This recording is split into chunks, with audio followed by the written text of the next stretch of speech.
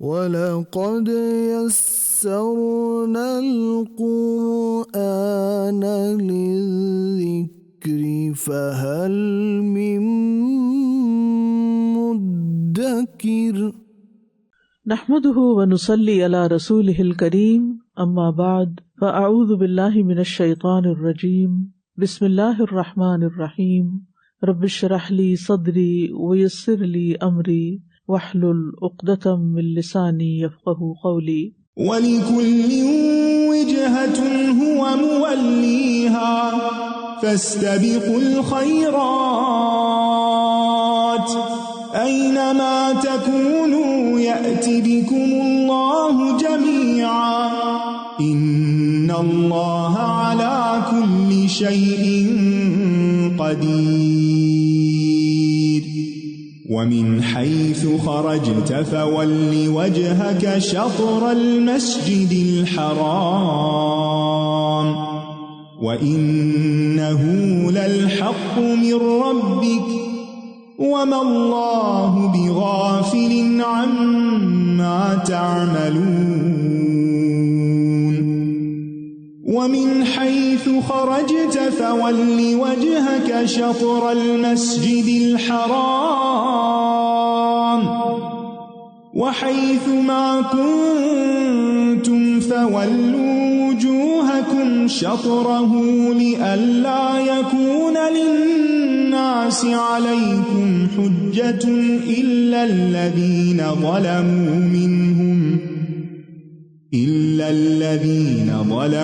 مِنْهُمْ فَلَا تَخْشَوْهُمْ وَاخْشَوْنِي وَلِأُتِمَّ نِعْمَتِي عَلَيْكُمْ وَلَعَلَّكُمْ تَهْتَدُونَ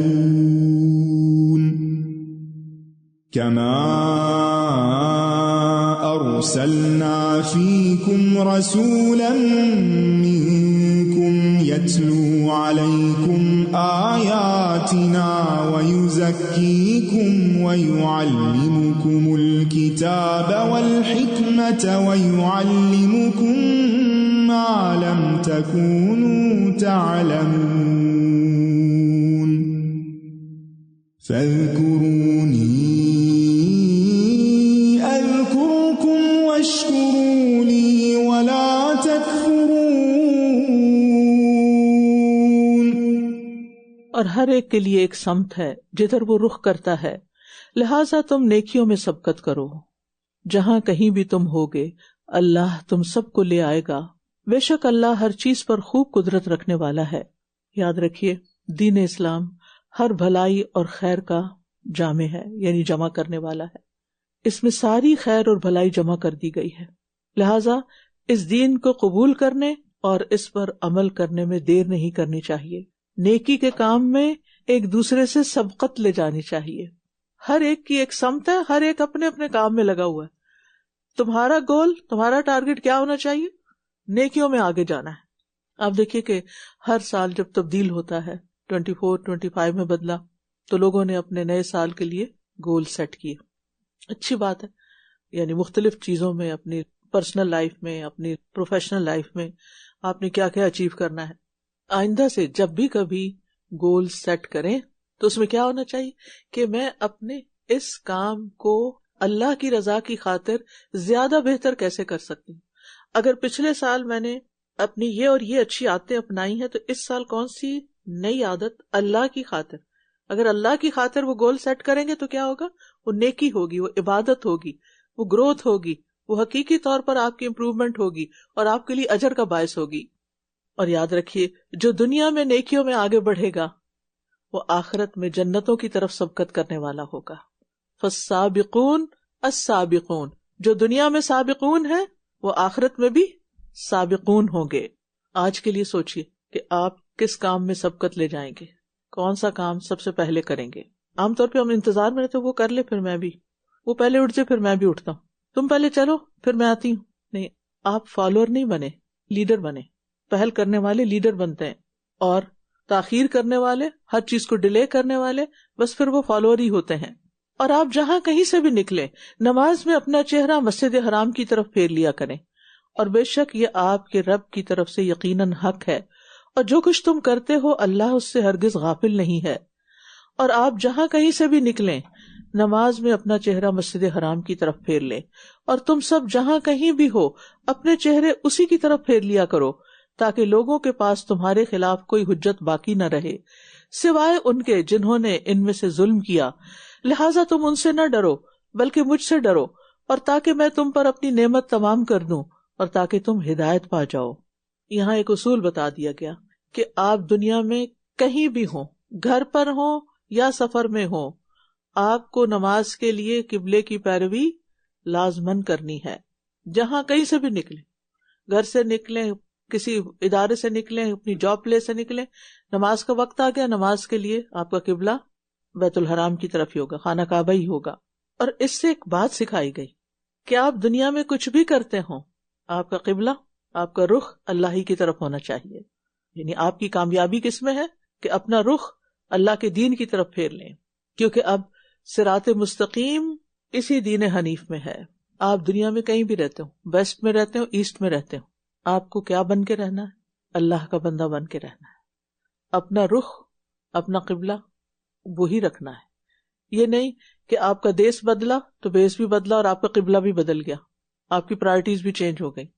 آپ مسجد میں ہیں، آپ الہدا میں ہیں، آپ کا قبلہ کچھ اور ہے، ترجیح کچھ اور ہے، جب گھر پہنچے تو قبلہ بدل گیا. یہ نہیں ہو سکتا. یعنی سوچنے کی بات ہے نا کہ قبلے کی پابندی کیوں کرائی جا رہی ہے، وہ پریکٹس کیوں کرائی جا رہی ہے؟ اس لیے کہ ہر معاملے میں تمہارا قبلہ درست ہونا چاہیے، ہر کام اللہ ہی کے لیے ہونا چاہیے اور اسی کی مرضی کے مطابق ہونا چاہیے. جیسا کہ ہم نے تمہارے درمیان تم ہی میں سے ایک رسول بھیجا ہے جو تم پر ہماری آیات کی تلاوت کرتا ہے اور تمہارا تزکیہ کرتا ہے اور تمہیں کتاب و حکمت کی تعلیم دیتا ہے اور تمہیں وہ کچھ سکھاتا ہے جو تم نہیں جانتے تھے. تو بات یہ ہے کہ انسان کمی اور نقص کا پتلا ہے، اللہ کا دین اسے مکمل کرتا ہے کیونکہ وہ تمہیں وہ کچھ سکھاتا ہے جو تم نہیں جانتے تھے. یعنی اگر آپ حقیقی معنوں میں اپنے علم میں اضافہ کرنا چاہتے ہیں، حکمت میں اضافہ کرنا چاہتے ہیں، تزکیہ کرنا چاہتے ہیں، تو پھر انہی 4 چیزوں کو لازم کرنا ہوگا. یہاں سے آپ کو وہ علم اور حکمت ملے گی، یعنی قرآن و سنت سے، جو دنیا کے کسی بھی علم میں نہیں، کسی بھی ڈگری میں نہیں، کیونکہ یہ علم اللہ کی طرف سے آیا ہے. کما ارسلنا، ہم نے بھیجا، اللہ نے بھیجا ہے، اور وہ باتیں تمہیں بتا رہا ہے جو صرف دنیا کی نہیں. آپ دیکھیں کہ دنیا کی جتنی بھی تعلیم ہے وہ صرف دنیا اورینٹڈ ہے، دنیا کے گرد گھومتی ہے، جبکہ قرآن و سنت کی تعلیم دنیا کو بھی اچھا بنانا سکھاتی ہے، لیکن اس کے ساتھ ساتھ آپ کو آخرت کی خبریں دیتی ہے. یہ خبر آپ کو کوئی اور علم نہیں دے گا، کوئی اور استاد نہیں دے گا، یہ خبریں آپ کو رسول اللہ صلی اللہ علیہ وسلم سے ہی ملیں گی. لہٰذا اس علم کے حاصل کرنے کو معمولی چیز مت سمجھیں. اس معاملے میں کبھی بھی اپنا کانفیڈنس نہیں کھوئیں کہ میں اپنا وقت ضائع کر رہی ہوں، میں کیا کر رہی ہوں. نہیں. پھر فرمایا بس تم مجھے یاد کرو، میں تمہیں یاد کروں گا، اور تم میرا شکر ادا کرو اور میری ناشکری نہ کرو. لہٰذا ہمیں اللہ کی اطاعت کے ذریعے ہر دم اللہ کو یاد کرتے رہنا ہے. ابن عباس کہتے ہیں تم مجھے یاد کرو اپنی اطاعت کے ساتھ، میں تمہیں یاد کروں گا اپنی مغفرت کے ساتھ. تم اللہ کی بات مانو، اللہ تمہاری بخشش کر دے گا. اور پھر آپ دیکھیے کہ جب انسان اللہ کا ذکر کرتا ہے تو ساتھ ہی رحمت اور سکینت آتی ہے. یعنی یہ کہاں سے آتی ہے؟ آپ نے اللہ کو یاد کیا، اللہ کا ذکر کیا، اللہ نے آپ پر فوراً فاذکرونی اذکرکم، اللہ نے آپ کو یاد کر کے آپ کو رحمت اپنی بھیج دی، اپنی سکینت نازل کر دی، اپنے فرشتے بھیج دیے کہ جاؤ ان کو ڈھانپ لو. یا ایھا الذین آمنوا استعینوا بالصبر والصلاة ان اللہ مع الصابرین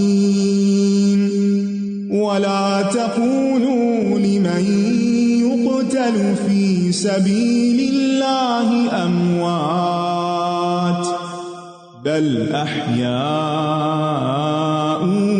ولكن لا تشعرون ولنبلونكم بشيء من الخوف والجوع ونقص من الأموال والأنفس والثمرات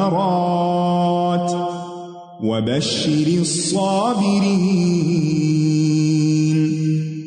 الذين إذا أصابتهم مصيبة قالوا إنا لله وإنا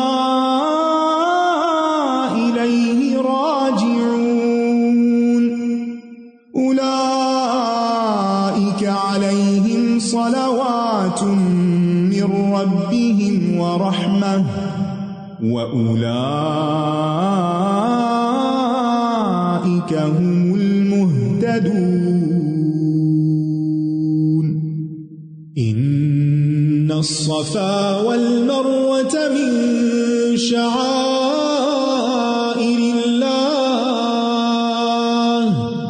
فَمَنْ حَجَّ الْبَيْتَ أَوِ اعْتَمَرَ فَلَا جُنَاحَ عَلَيْهِ أَن يطوف بهما ومن تطوع خيرا فإن الله شاكر عليم إن الذين يكتمون ما أنزلنا من البينات والهدى من بعد ما بيناه للناس في الكتاب أولئك يلعنهم الله ويلعنهم اللاعنون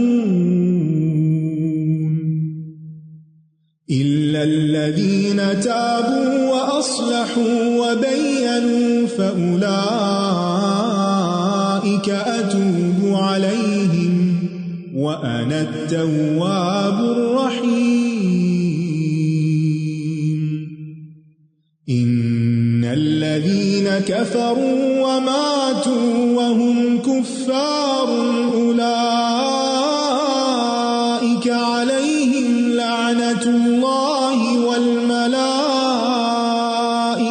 والناس أجمعين خالدين فيها لا يخفف عنهم العذاب ولا هم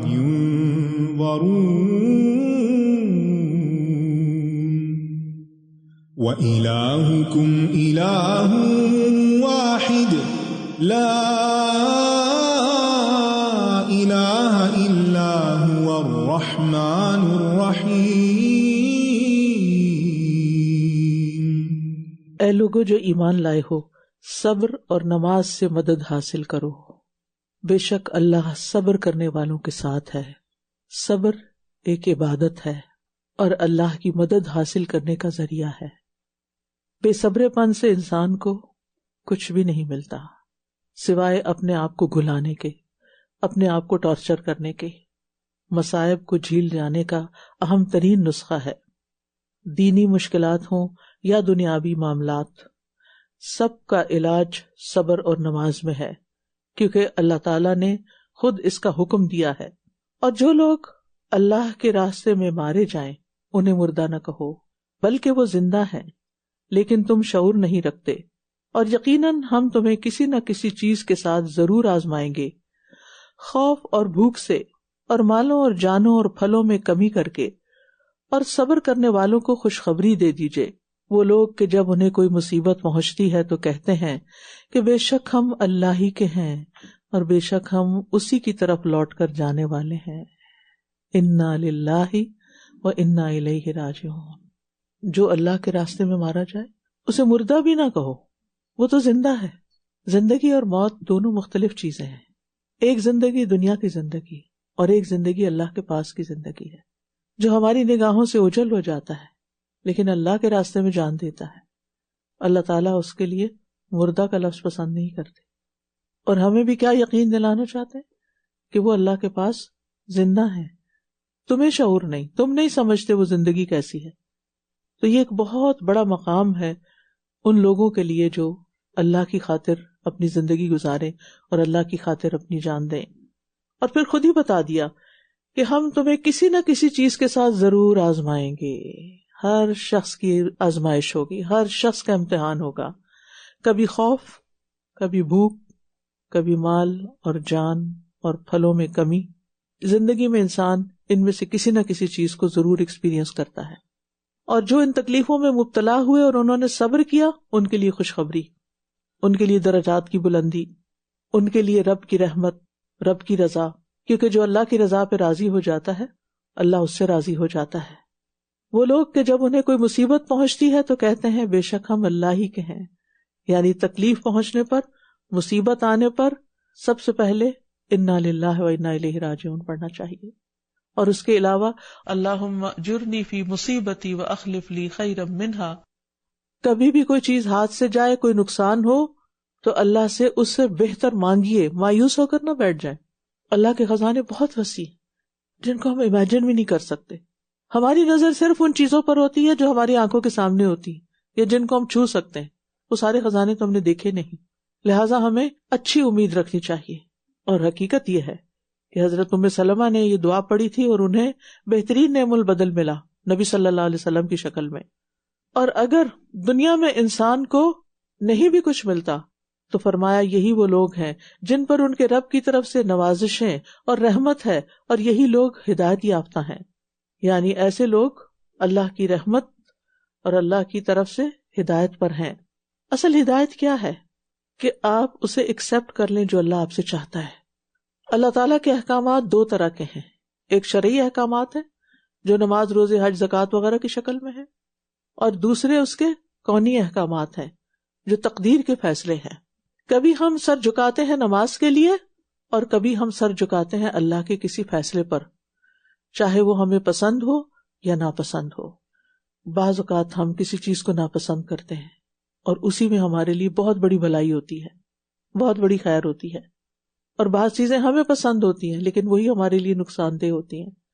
اللہ جانتا ہے اور ہم نہیں جانتے، لہٰذا ہمارے بارے میں اللہ سبحانہ وتعالیٰ جو بھی فیصلہ کر دے اس پر راضی رہنا چاہیے۔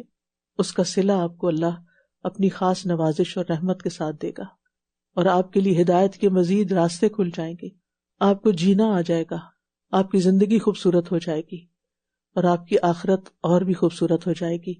بے شک صفا اور مروہ اللہ کی نشانیوں میں سے۔ فوراً بعد یہ بات کیوں کہی گئی؟ کیونکہ یہاں ایک خاتون کی مثال ہے جس نے اللہ کی رضا پر لبیک کہا جب ابراہیم علیہ السلام نے ان کو مکہ کی چٹیل وادی میں بے سر و سامان چھوڑا۔ بے شک صفا اور مروہ اللہ کی نشانیوں میں سے ہیں۔ صفا اور مروہ کے درمیان کون دوڑی تھی؟ حضرت ہاجرہ۔ اللہ نے ان کی اس ادا کو اتنا پسند کیا کہ رہتی دنیا تک ان کی پیروی کا حکم دے دیا۔ بے شک صفا اور مروہ اللہ کی نشانیوں میں سے ہیں، تو جو کوئی اس گھر کا حج یا عمرہ کرے تو اس پر کچھ گناہ نہیں کہ ان دونوں کے درمیان چکر لگائے، اور جو کوئی خوشی سے نیکی کرے تو بے شک اللہ قدردان ہے، خوب علم رکھنے والا ہے۔ بے شک جو لوگ ہمارے نازل کردہ واضح دلائل اور ہدایت کو چھپاتے ہیں اس کے بعد کہ ہم نے اس کو کتاب میں لوگوں کے لیے کھول کر بیان کر دیا ہے، ایسے ہی لوگوں پر اللہ لعنت کرتا ہے، اور سب لعنت کرنے والے ان پر لعنت کرتے ہیں، مگر وہ لوگ جنہوں نے توبہ کی اور اصلاح کر لی اور کھول کر بیان کر دیا تو یہی لوگ ہیں جن کی توبہ میں قبول کرتا ہوں، اور میں بہت توبہ قبول کرنے والا، نہایت رحم کرنے والا ہوں۔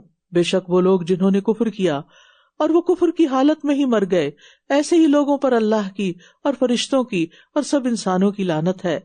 یہ ہمیشہ اسی لعنت میں رہنے والے ہیں، نہ تو ان سے عذاب ہلکا کیا جائے گا اور نہ ہی یہ مہلت دیے جائیں گے۔ وَإِلَٰهُكُمْ إِلَٰهٌ وَاحِدٌ، اور تم سب کا معبود ایک ہی معبود ہے، اس کے سوا کوئی معبود نہیں، وہ بہت مہربان، نہایت رحم کرنے والا ہے۔ لہٰذا ہر تکلیف، ہر دکھ، ہر پریشانی میں، ہر ضرورت میں اسی کی طرف پلٹو، اس کی عبادت کرو، اسی سے مانگو اور اسی کے فیصلوں پر راضی ہو جاؤ، لبیک کہو۔ إن في خلق السماوات والأرض واختلاف الليل والنهار والفلك التي تجري في البحر بما ينفع الناس وما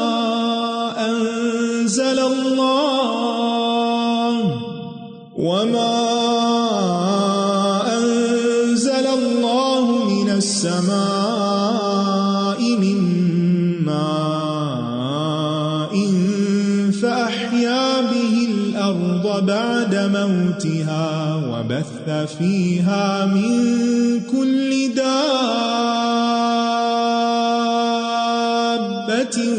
وتصريف الرياح والسحاب المسخر بين السماء والأرض لآيات لقوم يعقلون ومن الناس من يتخذ من دون الله أندادا يحبونهم كحب الله والذين آمنوا أشد حبا لله ولو يرى الذين ظلموا إذ يرون العذاب أن القوة لله جميعا وأن الله شديد العذاب إذ تبرأ الذين اتبعوا من الذين اتبعوا ورأوا العذاب وتقطعت بهم الأسباب وقال الذين اتبعوا لو أن لنا كرة فنتبرأ منهم كما تبرأوا منا كذلك يريهم الله أعمالهم حسرات عليهم وما هم بخارجين من النار. بے شک آسمانوں اور زمین کی پیدائش میں اور رات اور دن کے ایک دوسرے کے پیچھے آنے جانے میں اور ان کشتیوں میں جو سمندر میں وہ چیزیں لے کر چلتی ہیں جو لوگوں کو نفع دیتی ہیں اور اس پانی میں جو اللہ نے آسمان سے اتارا، پھر اس سے زمین کو اس کی موت کے بعد زندہ کیا اور اس میں ہر قسم کے جاندار پھیلا دیے اور ہواؤں کی گردش میں اور ان بادلوں میں جو آسمان اور زمین کے درمیان مسخر ہیں، ان لوگوں کے لیے یقیناً بہت سی نشانیاں ہیں جو عقل رکھتے ہیں. تو گویا اللہ کی معرفت والی آیات میں غور و فکر کرنا عقل مند ہونے کی علامت ہے. کائنات میں غور کیا کیجئے، اس سے آپ کو اللہ کی پہچان ہوگی، اور جب اللہ کی پہچان ہو جائے گی تو اس کی عظمت آپ کے دل میں آئے گی، اور جب اللہ کی عظمت اور بڑائی دل میں آ جائے گی تو اللہ کی اطاعت کرنا آسان ہو جائے گا. اور لوگوں میں سے کچھ ایسے ہیں جو اللہ کے سوا اوروں کو اس کا مد مقابل بنا لیتے ہیں. یہ ان سے ایسی محبت کرتے ہیں جیسی محبت اللہ سے ہونی چاہیے، اور وہ لوگ جو ایمان لائے وہ اللہ کی محبت میں سب سے زیادہ شدید ہیں. اور کاش ظالم دیکھ لیں، جب یہ عذاب کو دیکھیں گے تو جان لیں گے کہ بے شک قوت ساری کی ساری اللہ ہی کے لیے ہے، اور بے شک اللہ شدید عذاب والا ہے. والذین آمنوا اشد حبا للہ بڑا اہم سبق ہے، ایمان کو پرکھنے کا معیار ہے کہ ہماری محبتوں کا مرکز کون ہے. ہم سب سے زیادہ محبت کس سے کرتے ہیں، ہم شدید محبت کس سے کرتے ہیں، کیونکہ اللہ نے دلوں میں محبتیں بھی رکھی ہیں، اللہ نے دلوں میں بہت سے جذبات رکھے ہیں، تو ان کو سب سے زیادہ اللہ کے لیے خالص کرنے کی ضرورت ہے. اور اللہ کی محبت اللہ کی رضا کے کاموں کو سامنے لے آتی ہے، اور انسان کی چوائس پھر اللہ کو راضی کرنا بن جاتا ہے. ایمان والے کسی کی بھی شدید محبت کو اللہ کی محبت پر قربان کر سکتے ہیں، اور اللہ سے شدید محبت کا اظہار انسان کے ہر عمل میں ہونا چاہیے.